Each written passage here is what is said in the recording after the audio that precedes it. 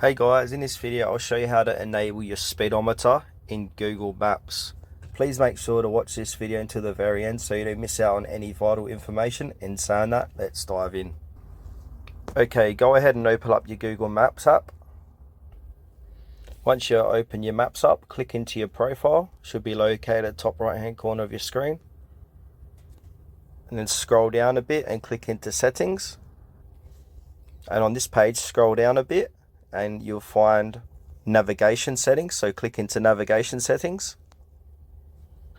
And on this page, you got to scroll down a little bit and look for speedometer and make sure that is enabled. Currently mine's enabled, so don't have to change it.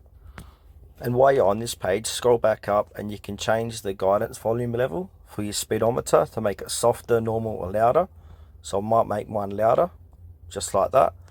And yeah, that's how you enable your speedometer in Google Maps. So thanks for watching this video until the very end. Please consider to like the video and subscribe to our channel if you found this tutorial helpful.